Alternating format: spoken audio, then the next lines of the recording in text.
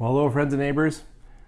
Welcome to my kitchen table. Thank you for tuning in. And today is a celebration for sure. We're going to be celebrating that I have 2,000 followers, which is fantastic. And we're going to celebrate and talk about this bottle here that was gifted to me by a special friend. And this is Flaming Heart. This is the 2015 edition of Flaming Heart by Compass Box, with a huge and special thank you to Whiskey Throttle. Why don't you stay tuned and we'll see what we think about it.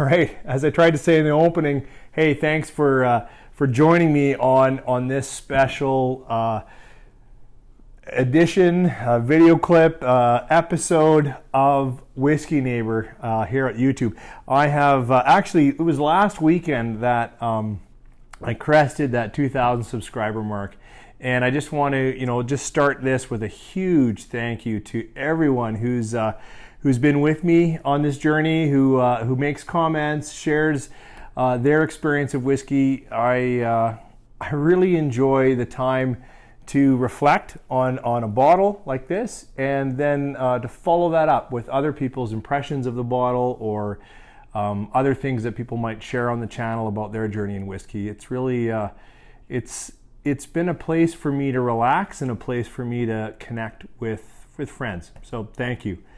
So I wanted to shoot something special, and I should have done it last weekend, but I've really been battling a tough cold.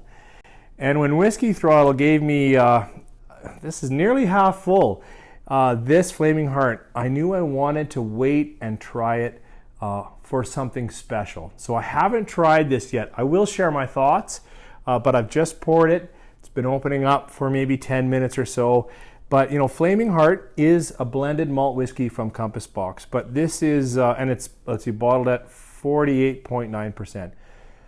They come out with one, I think, every year. This is the 2015 edition, and I've done some reading on it a little bit.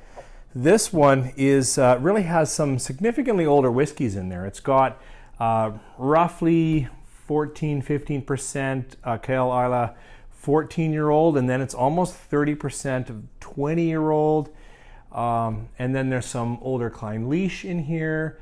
And in general, what I read about Flaming Heart, and I've only ever had sips, not of this bottle yet, of other editions, is that in general it's looking for that smoky Isla Scotch, and then they take a Highland, kind of a blend of different distilleries, and they recask that in some new French oak. So reading about it suggests we're going to have some Isla smokiness, and then maybe some spiciness, character that could come from the French oak. But I know I've said it a few times, but really, thank you, Throttle. What a gift! And I thought, what an appropriate bottle to open up and kind of share with you guys for celebrating 2,000 subscribers. That's insane. It's really, again, an honor that you guys tune in and see what's going on over here at my kitchen table, or on the deck if the weather's nicer, or even outside if the sun is shining. Let's talk a little bit about Flaming Heart. So the nose, I was going to say at first is a little less smoky than I'd expect, but even just that second nosing started to bring some of that smoke, a little bit of peat character come up. But actually I was getting first,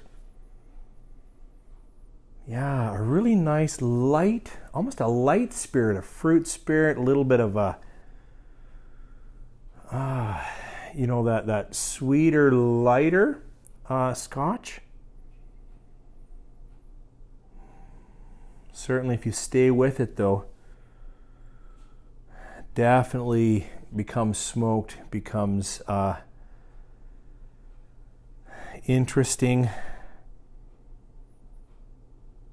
Now I have been off Scotch for a little while because I've been battling cold. My nose might not be as good as it should be right now.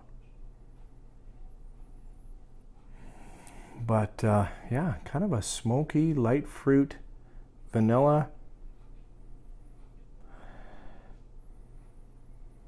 I'm gonna come back to the nose after I take a little sip, thinking if that might wake up my palate a little bit, get me a little bit deeper into the nose, because it's pretty gentle right now. And at 48%, I actually thought it might be a little more present, but it's quite welcoming. Let's give it a sip. Sláinte, friends.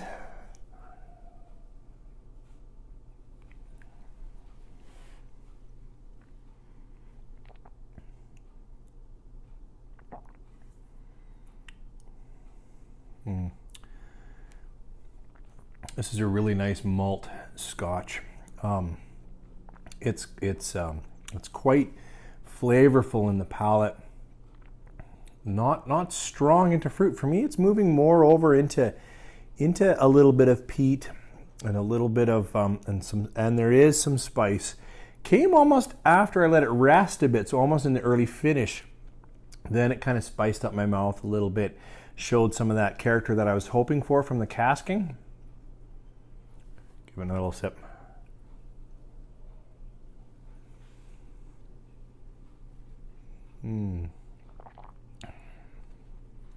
Well, this is a very tasty Scotch. It's almost creamy, not like really overly done creamy, but in the mouth, it's that you're kind of rolling it around in your tongue, and then the spice absolutely comes. Really, for me, it's almost each time comes back stronger in the finish. So after I've swallowed, then my tongue starts to be, oh, that was interesting. That's really creative. The smoke hangs around for sure in the finish. Yeah, really nice smoke. I think I better sip it for a little while and try to get more at the lighter flavors that I can tell are in there from the nose. But the palate for me stays pretty close to that spicy, smoky character and a malt sugar, kind of almost a creamy quality for me a little bit. Not getting too much. Oh yeah, it's gonna come back to the nose.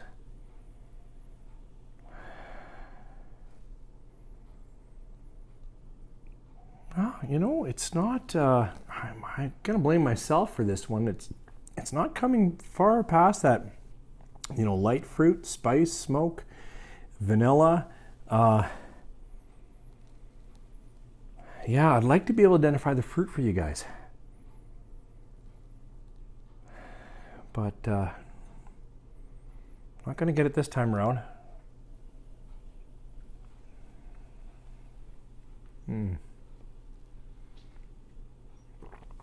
Oh, but just enough coat and a few oils in there. Oh boy, I haven't had a good Scotch like this in a while. Just going to put a little bit of water in it. Not because I'm big at pressing Scotch. I tend to take smaller sips if Scotches have higher ABVs and just let them kind of be on my tongue.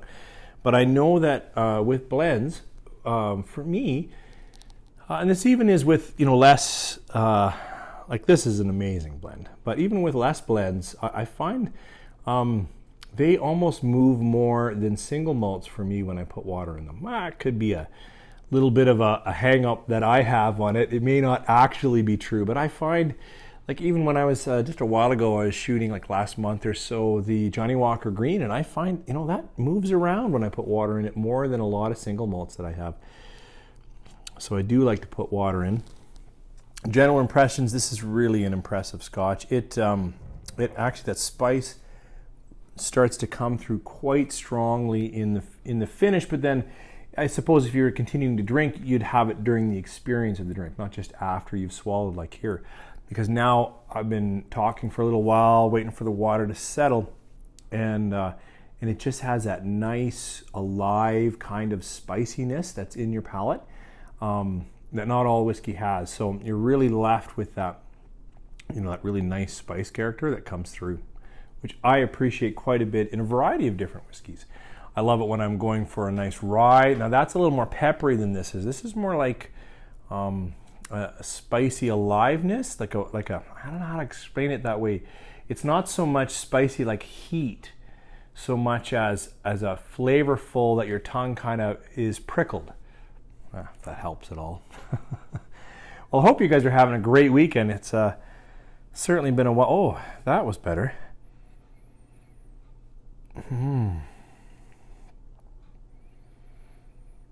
Yeah, and I'll try to get some flavor notes for you on the nose. For me, putting water in that actually made the nose more enveloping. I got almost a light floral note to it that wasn't there, so that means it, for me, it really did kind of open up more.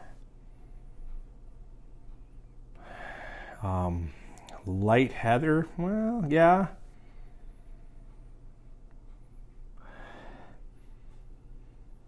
I'm on the edge of something that I don't think I've, but almost a really light field, grassy. No, not so much.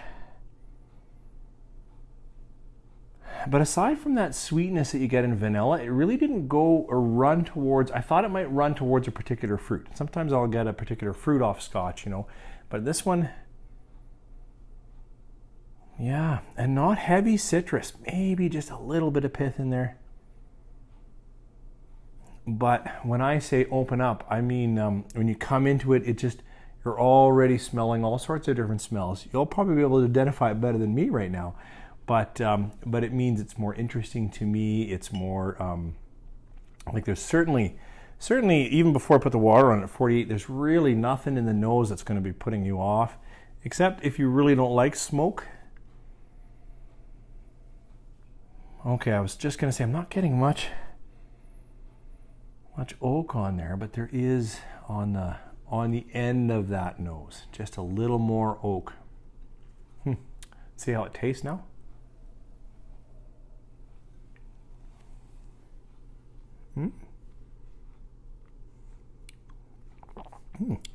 There, the sweetness before the peat and smoke came out, I was definitely getting almost a honey sweetness. Like it really went into that, yeah, that kind of sweetness, but stayed pretty close to a malty sweetness.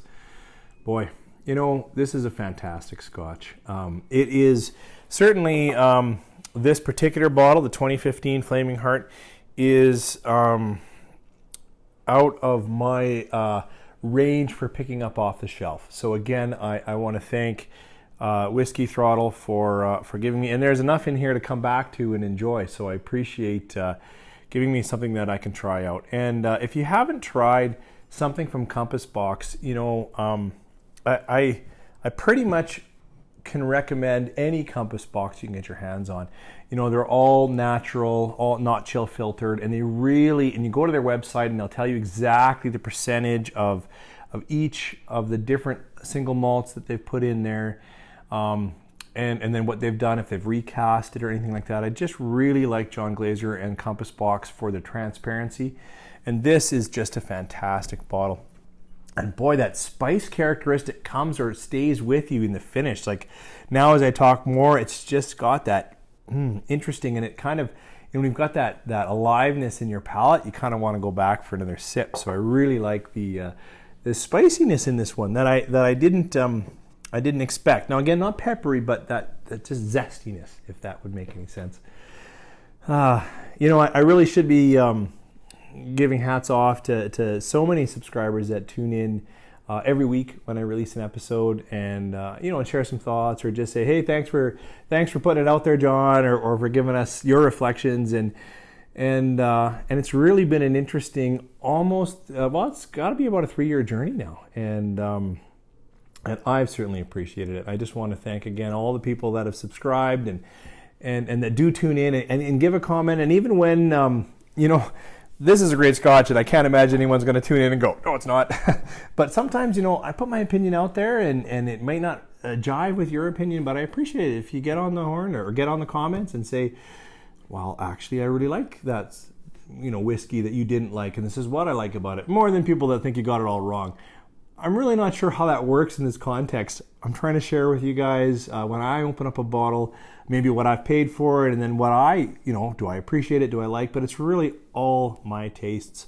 I can't say for you what you'll like. I think whiskey needs to be shared to really be whiskey, and I also think we should recognize that our appreciation of whiskey is going to be different. So some people love to press or put water on it, and some people love it straight, and some people really like to make some pretty cool and unique cocktails. And I'm really glad that our whiskey tube and viewers like you guys out there allow us to share our thoughts and to have our expressions. So this a little bit of a review. It's a first opening. Obviously, I would need to spend much more time to try to get some of the subtle layers, because this is going to be a pretty complicated Scotch.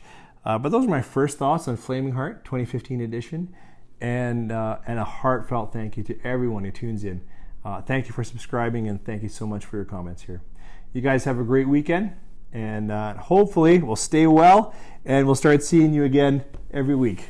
Take care. Cheers.